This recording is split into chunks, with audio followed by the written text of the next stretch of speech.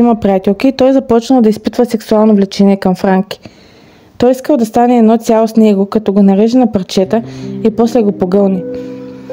Искал и да осъществи фантазиите си и дори планирал да попита свой съученик, който много прилича на въображаемо му брат,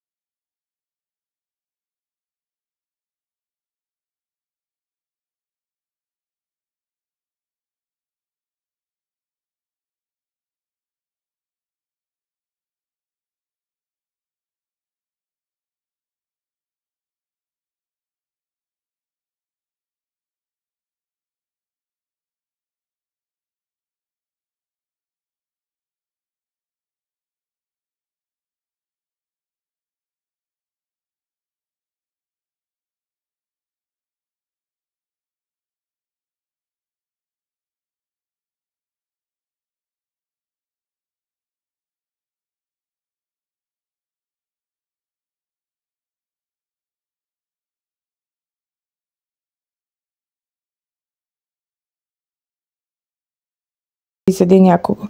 За него е било много важно човекът, когото ще яде, също да иска да бъде изяден.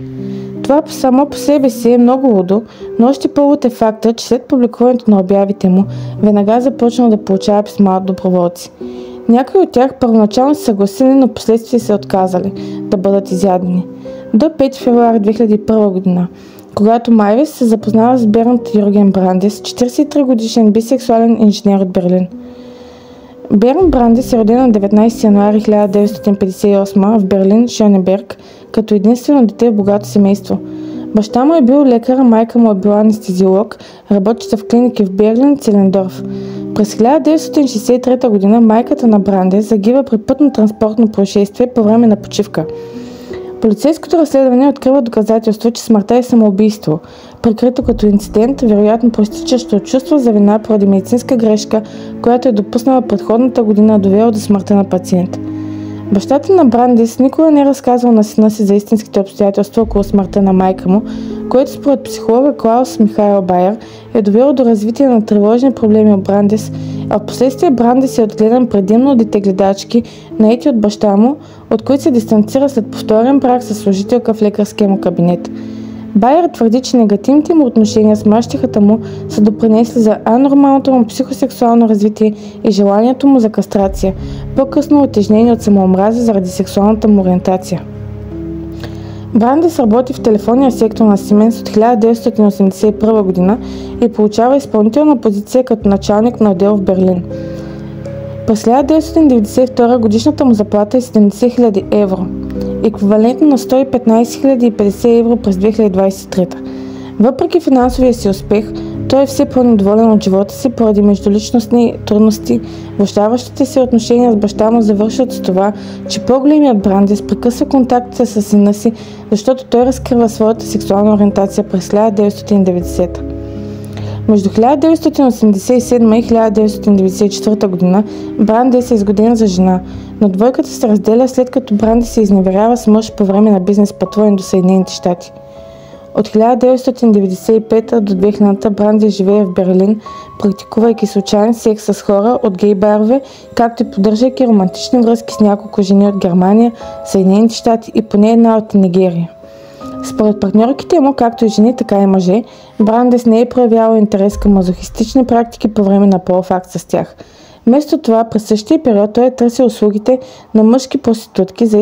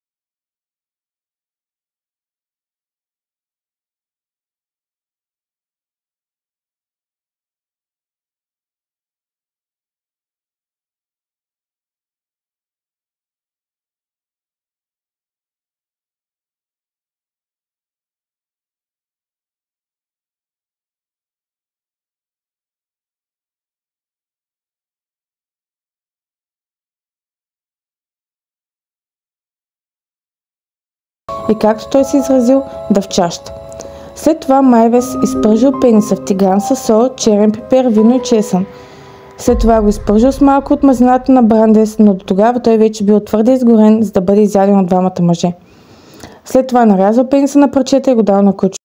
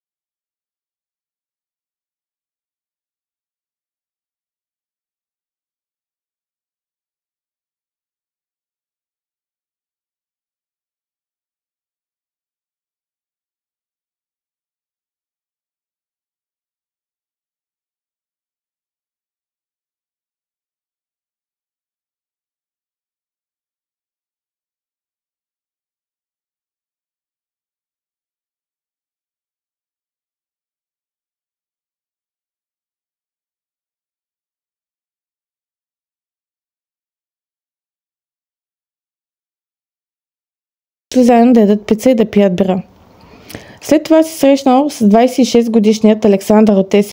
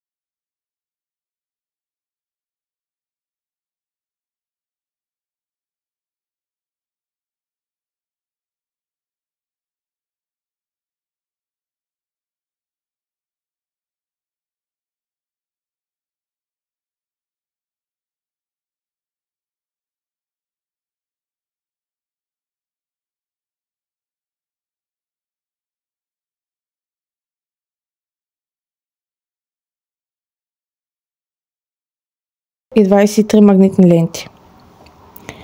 Докато е бил в затвора, Майвес е диагностициран с шизоидна личност, но е счетен за психически годен, за да бъде съден. По време на интервю, той първоначално описал действията си като асистирано самоубийство. В писмо до приятеля на Брандес, Майвес пише, че изразява най-дълбоки съболезнования, но също така, че убийството е красива смърт, която Бернт е желала от години.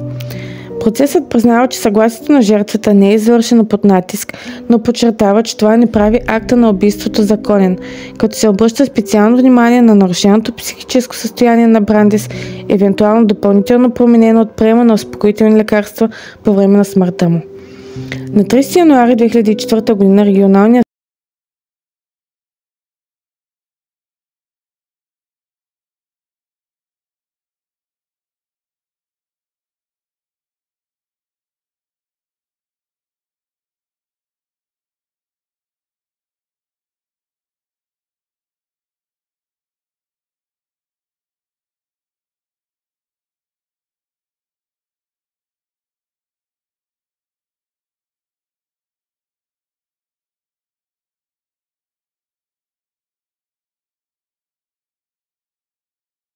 на видеозаписа при опровергаване на аргумента, че Майвес е бил само защото е бил помолен да убива.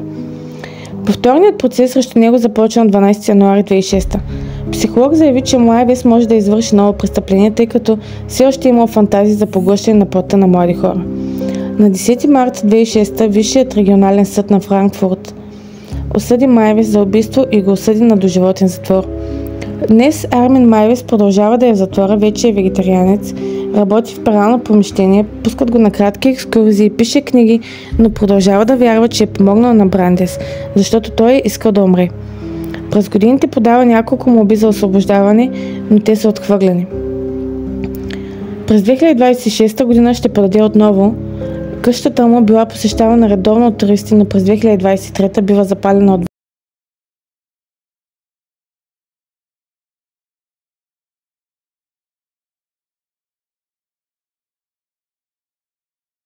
Повдига и много въпроси. Дали ако Брандес не се беше съгласил, Майвес щеше да намери друг принудително? Дали щеше да остане с неговото желание всичко да е взаимно или щеше да предприеме други крайни мерки? Кой е бил повод от двамата или двамата просто са се намерили? Още по-интересно е, че със сигурност Армин Майвес не е първият и последен канибал в света. И има още като него, за които нищо не знаем. Не знаем какво гледат зад затворени врати. Не знаем дали имат някакви отличителни белези, които да ни подскажат за тяхното желание. Не знаем също колко са далече, дали чак в Германия или пък съседът, който живее отсреща.